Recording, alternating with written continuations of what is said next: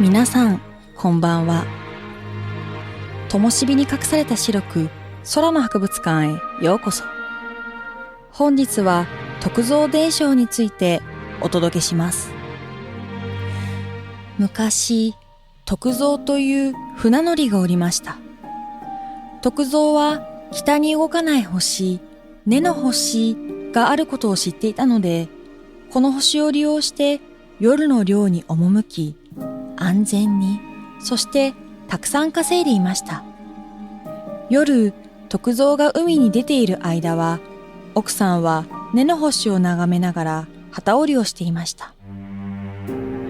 ある日、奥さんがふと空を見上げると、動かないはずの根の星が瓦一枚分動いていたのです。根の星が動かないと教わっていた奥さんはとてもびっくりしました。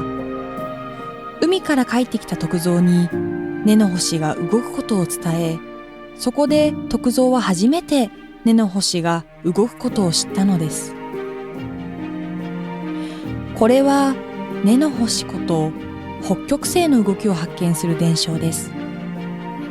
この伝承に出てくる船乗りに倣って、日本では北極星を徳蔵星と呼んでいる地域がありました。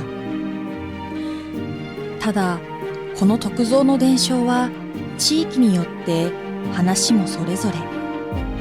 北極星の呼び方、北極星の動く幅、北極星が動くことに気づいた人、徳蔵の名前さえ違う場合もあります。実際に北極星はこの伝承の通り動いています。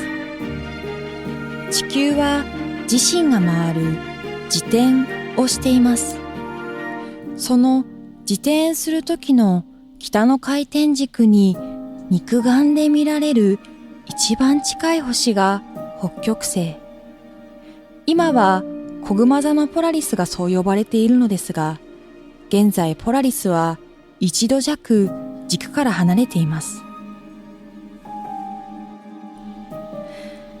だから長時間露光で撮影した写真などでは北極星も曲線になるんですね。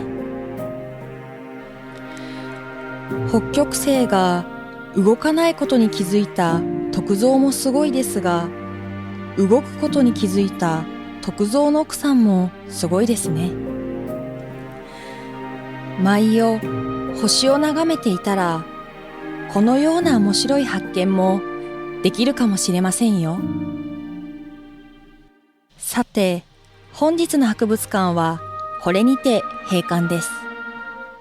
それではどうぞ素敵な天体観測をお楽しみください。